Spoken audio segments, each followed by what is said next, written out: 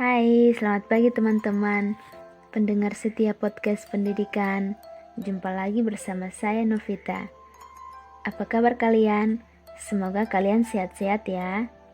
Nah, melihat situasi yang sekarang ini, saya mau mengingatkan kepada teman-teman yang sedang beraktivitas di luar rumah, jangan lupa patuhi 3M ya teman-teman. Memakai masker, mencuci tangan, dan menjaga jarak guna memutuskan mata rantai penyebaran COVID-19. Oke, lanjut ya teman-teman. Jadi, pada podcast kali ini kita akan membahas tentang apa itu evaluasi dan asesmen, perbedaan asesmen dan evaluasi, dan instrumen asesmen dan evaluasi. Untuk membahas topik ini, kita akan berbincang-bincang dengan rekan saya Delviana. Hai, selamat pagi Kak. Bagaimana kabarnya Kak? Hai Kak, selamat pagi. Puji Tuhan, baik-baik saja Kak.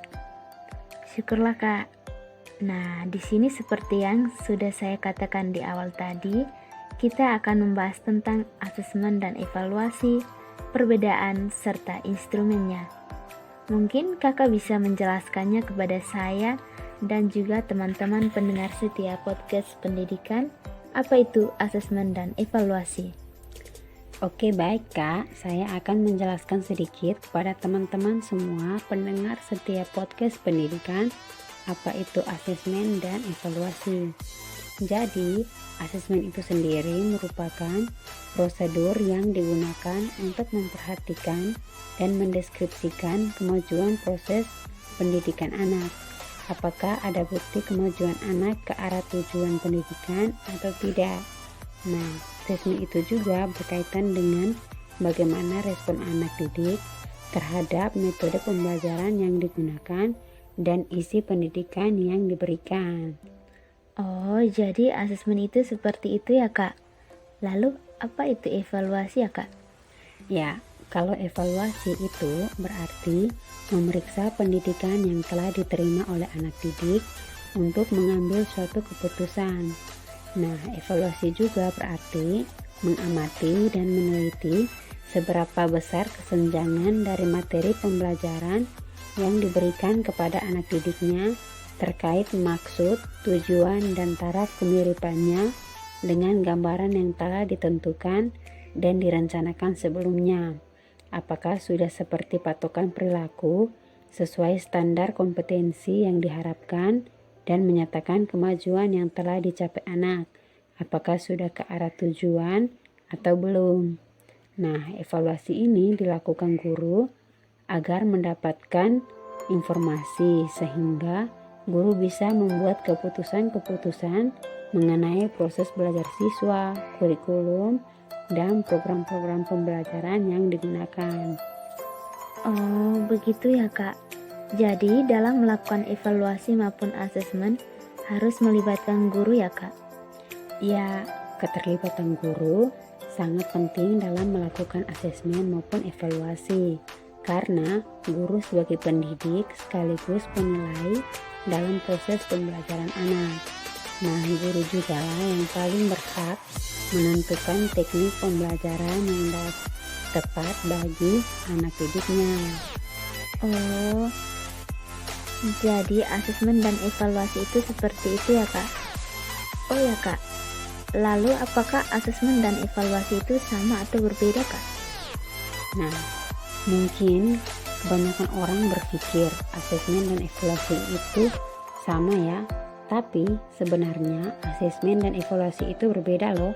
Nah, perbedaan itu kita dapat melihatnya dari beberapa segi. Nah, yang pertama kita dapat melihatnya berdasarkan waktu.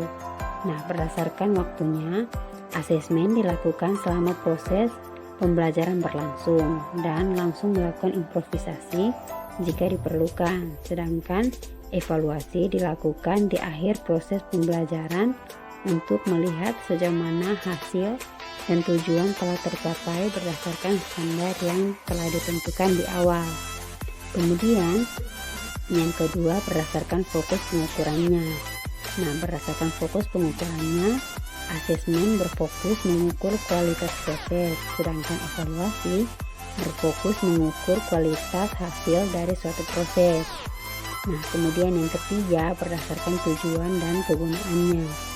Nah, berdasarkan tujuan dan kegunaannya, asesmen dilakukan untuk melakukan diagnosa terhadap proses yang sedang berlangsung, sedangkan evaluasi dilakukan untuk memberikan penilaian atau keputusan terhadap proses yang telah selesai. Oh, jadi evaluasi dan asesmen itu berbeda ya Kak. Jadi teman-teman pendengar setiap podcast pendidikan, jangan berpikir lagi kalau evaluasi dan asesmen itu sama ya. Karena yang sebenarnya asesmen dan evaluasi itu berbeda. Seperti hati kita. Canda ya guys. Oke, kita lanjut ya teman-teman.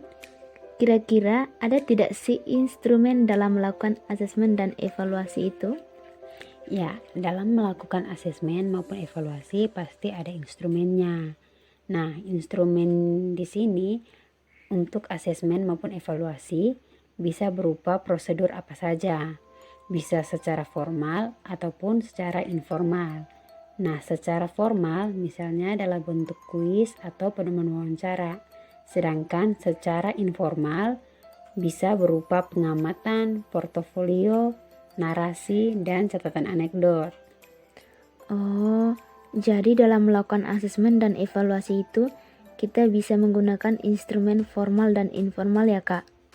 Lalu, untuk pembelajaran di TK kita harus menggunakan instrumen yang mana Kak? Formal atau informal? Nah, untuk pembelajaran di TK, prosedur yang biasanya digunakan dalam asesmen dan evaluasi adalah prosedur informal. Misalnya berupa pengamatan, portofolio, narasi, dan catatan anekdot. Karena seperti yang kita ketahui, karakteristik anak yang masih sangat polos, sehingga lebih tepat didekati secara informal. Wah, sekarang saya jadi mengerti apa itu asesmen dan evaluasi, perbedaannya serta instrumennya. Semoga teman-teman pendengar setiap podcast pendidikan juga mengerti ya. Ya Kak, semoga penjelasan tadi dapat membantu teman-teman pendengar setiap podcast pendidikan dalam melakukan asesmen dan evaluasinya nanti. Ya, terima kasih ya Kak, sudah meluangkan waktu Kakak untuk bergabung dengan kami di podcast pendidikan. Semoga ilmunya dapat berguna untuk kita semua ya. Iya Kak, sama-sama. Nah, teman-teman pendengar setiap podcast pendidikan, sekian pembahasan kita hari ini ya. Sampai jumpa di lain waktu. Salam sehat untuk kita semua. Tuhan Yesus memberkati. Bye-bye.